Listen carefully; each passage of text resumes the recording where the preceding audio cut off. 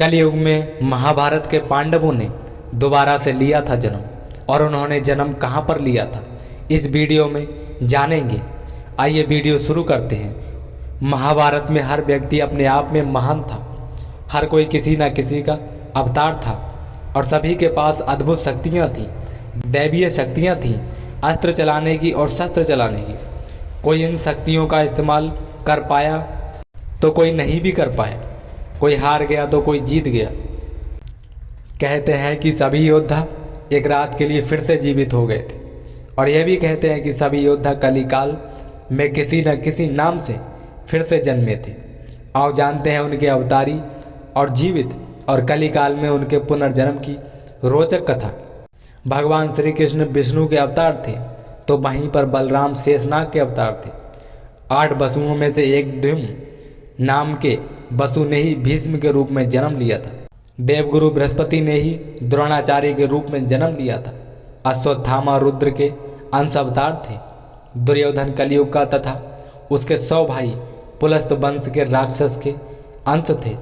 सूर्यदेव के पुत्र कर्ण, इंद्र के पुत्र अर्जुन और पवन के पुत्र भीम और धर्मराज के पुत्र युधिष्ठिर और 2 अश्विनी कुमारों, एक नासत्य और दस्त्र के पुत्र नकुल और सहदेव थे। रुद्र के एक गण ने कृपाचार्य के रूप में जन्म लिया था। द्वापर युग के अंश से शकुनी, अरिष्टा के पुत्र हंस नाम के गंधर्व ने धृतराष्ट्र और पांडु के रूप में जन्म लिया था। सूर्य के अंश धर्म ही विदुर के नाम से प्रसिद्ध हुए। कुंती और माद्री के रूप में सिद्धि और धृतिका का जन्म हुआ था। मति का जन्म राजा सुबल की पुत्री गांधारी के रूप में हुआ था। राजा भीष्म की पुत्री रुक्मणी के रूप में लक्ष्मी जी व द्रौपदी के रूप में इंद्राणी उत्पन्न हुई थी। अभिमन्यु चंद्रमा के पुत्र वर्चा का अंश था। मरुदगण के अंश से सात्यकी, द्रुपद, कृतवर्मा व विराट का जन्म हुआ था। अग्नि के अंश से धृष्टद्युम्न व राक्षस के अंश से शिखंडी का जन्म हुआ था। विश्व देवगण द्रौपदी के 5 पुत्र प्रतिबिंध्य, सुत सोम, श्रुत कीर्ति, शतानीक और श्रुति सेव के रूप में पैदा हुए थे। दानवराज विप्र, चित्त, जरासंध व हिरण्यकशिप शिशुपाल का अंश था। कालनेमी राक्षस ने ही कंस का रूप धारण किया था। इंद्र की आज्ञा अनुसार अप्सराओं के अंश से 16,000 स्त्रियां उत्पन्न हुई थीं। एक रात के लिए जीवित हो गए थे मृत योद्धा। यह उस समय की बात है जब धृतराष्ट्र, कुंती, विदुर, गांधारी और संजय वन में रहते थे। एक दिन वन में उनसे मिलने युधिष्ठिर के बाद धृतराष्ट्र के आश्रम में महर्षि वेद व्यास गए।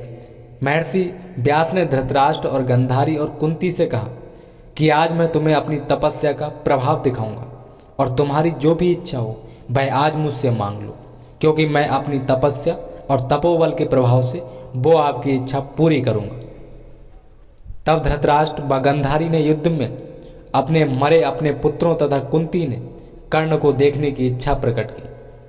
द्रौपदी आदि ने कहा कि वे भी अपने परिजनों को देखना चाहती। महर्षि वेदव्यास ने कहा कि ऐसा ही होगा, मैं आपको दिखाता हूँ। ऐसा कहकर महर्षि वेदव्यास सभी को गंगा तट पर ले गए। रात होने पर महर्षि वेदव्यास ने गंगा नदी में प्रवेश किया और पांडव व कौरव पक्ष के सभी मरे हुए योद्धाओं का आह्वान किया। उन्होंने शब्दों के उच्चारण से उनको याद किया। थोड़ी ही देर में भीष्म, द्रोणाचार्य, कर्ण, दुर्योधन और दुशासन, अभिमन्यु, धृतराष्ट्र के सभी पुत्र और घटोत्कच, द्रौपदी के 5 पुत्र और राजा द्रुपद, धृष्टद्युम्न, शकुनी, शिखंडी सभी के सभी वीर जल से बाहर निकल आए, और बिल्कुल उसी रूप में, वैसे ही जैसे वो महाभारत के युद्ध में थे। ऐसा नहीं था कि उनकी सिर्फ आत्माएं थी, बिल्कुल ऐसा लग रहा था कि जैसे वो महाभारत में थे, उनका पूरे पुनः शरीर के साथ वो बाहर निकल आए। उन सभी के मन में किसी भी प्रकार का अहंकार और क्रोध की भावना बिल्कुल नहीं थी। महर्षि वेदव्यास ने धृतराष्ट्र व गांधारी को दिव्य नेत्र प्रदान किए थे कि आपको मैं दिव्य नेत्र प्रदान करता हूँ, इससे आप पूरा अपना मृत परिजनों को देख सकते हैं। अगर वो दिव्य नेत्र यानी कि आंखें नहीं देते तो अपने परिजनों को नहीं देख पाते। अपने मृत परिजनों को देख सभी के मन में खुशी छा गई। सारी रात अपने मरे हुए परिजनों के साथ बिताकर सभी के मन में शांति व संतोष उत्पन्न हुआ। अपने मरे हुए पुत्र, भाई और पत्नियों और अन्य संबंधियों से मिलकर सभी का दुख दूर हो गया। इस प्रकार वह अद्भुत रात समाप्त हो गई। भविष्य पुराण के अनुसार शिवजी से युद्ध करने के कारण पांडवों को कलयुग में दोबारा से जन्म लेना पड़ा था।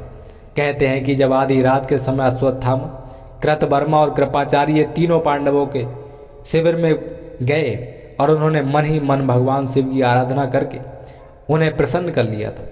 इस पर भगवान शिव ने उन्हें पांडवों के शिविर में प्रवेश करने की आज्ञा दे दी थी, जिसके बाद अश्वत्थामा में पांडवों के शिविर में घुसकर शिवजी से प्राप्त तलवार से पांडवों के सभी पुत्रों का वध कर दिया था और वहां से चले गए।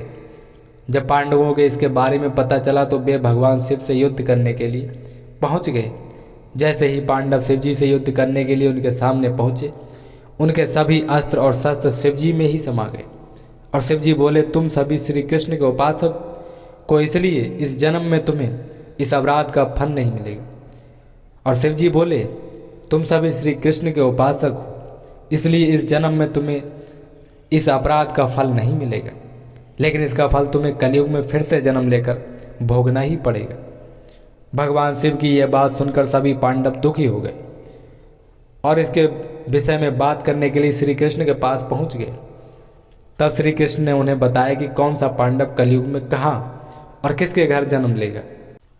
कलयुग में किसका जन्म कहाँ पर हुआ, इसको जानते हैं। आइए विस्तार से।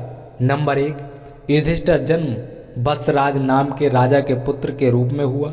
उनका नाम मलखान था। नंबर 2, भीम का जन्म वीरण नाम से हुआ, जो बनरस नाम के राज्य के राजा बने।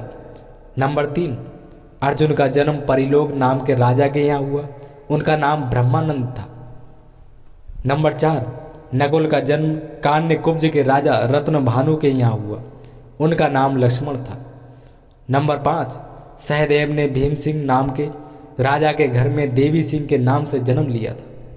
नंबर 6, दानवीर कर्ण ने तारक नाम के राजा के रूप में जन्म लिया। नंबर 7, कहते हैं कि धृतराष्ट्र का जन्म अजमेर में पृथ्वी के रूप में हुआ और द्रौपदी ने उनके पुत्रों के रूप में जन्म लिया था, जिसका नाम बेला था। तो दोस्तों, पांडव के कलयुग में जन्म और उनके पुनर्जन्म को लेकर उनकी पूर्व कथा आपको कैसी लगी, हमें कमेंट बॉक्स में ज़रूर बताएं। और वीडियो से कुछ जानकारी मिली हो तो वीडियो को लाइक कर दें। चैनल पर नए हैं तो चैनल को सब्सक्राइब जरूर कर दें।